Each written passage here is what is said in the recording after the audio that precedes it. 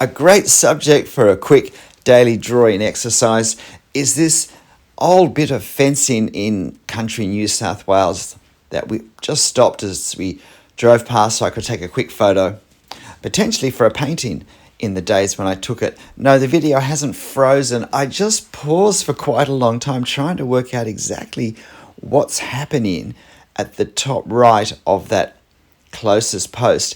Now, I'm never intending to draw this closest gate, which, although I quite like subjects often that lead off and out of the picture frame, at this point, because this is a quick exercise, I do just want to work on trying to capture the effect of the surface texture of the large pieces of very weathered timber that we have here, and some of the pretty rough engineering structures, the wires around them, the way they've been inset with the horizontal beams and so forth.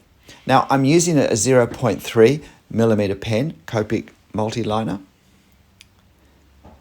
and at this stage I'm still trying to work out exactly what I'm doing. I did of course do a quick 90-second little mark making exercise before I started, where I just worked out some of the marks I might use on these vertical posts. And now I'm trying to position these horizontal beams. And I do make a mistake when I do these, in that I measured the angles just of the beams that are between the closest and the middle post. I would have been better off measuring beyond and just putting a dot further back into the picture frame. That would have helped me get a more accurate angle for these posts, for these beams that continue, rails actually they're called in fencing. These rails, as they go further back beyond that post where I've just drawn them, because the angle of this one I've just drawn is too high, and if I'd measured further back I would have seen that it needed to be a bit lower to continue past that post. But never mind. This is why we do exercises, because we learn things that we can then incorporate in more considered works. And there are a few things I experiment with this as I go, because I remind myself this is a daily drawing exercise, and these are even more self-consciously done to learn with.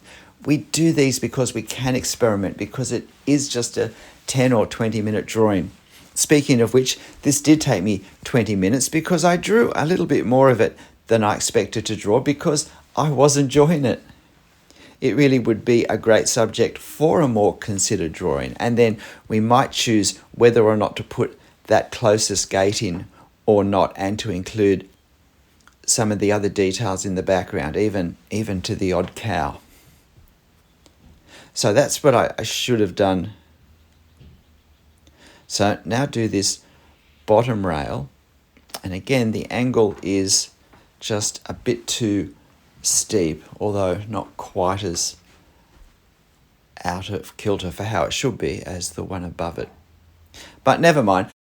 Fortunately, it is the sort of subject that is fairly forgiving, because it is a fairly rough and ready, although sturdy, fence.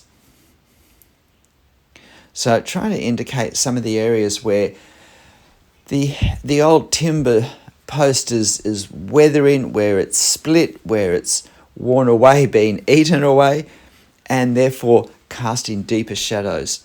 I want to make marks that create the sense of all that's happening on the surface of this post. And because this is the closest post, I'm going to put more detail here than I will put, and even will be able to put, on the further post. So even more reason to consider it. The sun is fairly overhead on the side that I'm looking at this bit of fencing from, so there are very few shadows on the actual fencing itself, and just a few on the grass behind I haven't quite worked out what I'll do for the grass, but it's a fairly clearly important part of the drawing, creating the effect of these big heavy posts just sitting in this very long, uneaten paddock. I don't know where the cows have been. So now I'm doing the next post. I probably could have pushed it just a couple of millimeters further to the left. There's not much room in it to draw the rails, but equally, it is a very foreshortened view here. Now, that large post that I had just begun doesn't actually have these rails attached to it. They go beyond it to another post. So I'm not 100% sure what that post, that large post, actually is for, but it quite possibly connected with some other fencing that's now been dismantled, had some rails coming off it at 90 degrees or something such as that.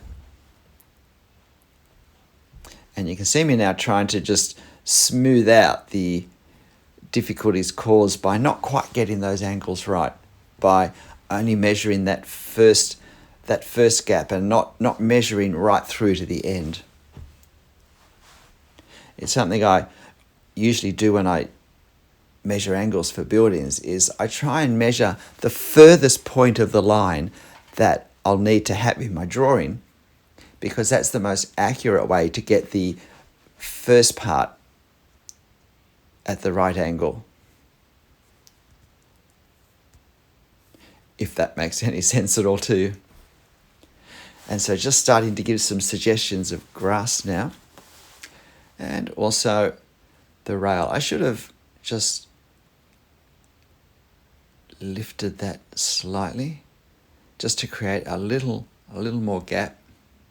But then I do want to keep it fairly horizontal. So as you can see, I'm not quite lined up with my reference here, because the parts of the rail that we see in the gaps is somewhat different. But the important thing, of course, is to make it look credible in our drawing, not to try and somehow compromise with the actual positions in the reference if it's simply not possible to do that credibly in our drawing. So now I start going crazy on grass. And again, I'm not being overly precious here. I am being intentional, but I'm in my mind very much experimenting with exactly what I'm going to do. And at this point, I decide to do hatching to represent the color of the grass rather than the shape of individual blades of grass, because I'm thinking that if I have a darker value around the post will stand out more, because as I began to do the grass, I began to feel that the marks of the grass were starting to get mixed up with the marks of the post, of the weathered timber, and make them disappear somewhat. So I'm thinking if I can increase the contrast between the posts and the grass that we see around and through the post, it will make the post stand out more. I wasn't sure whether it was going to be effective or not, or whether it would just look like dark grass.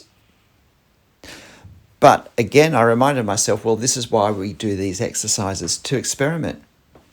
So you're watching this at double speed. So if you want to see how this worked at full speed, or real life speed rather than full speed, you can use that cog icon that you can see on the screen to slow it down to half time, and then you'll see it at actual time. So just a few more moments, add in a little bit more shade, where we do actually have shade. And now just reinforcing some lines, and I think it's pretty much done.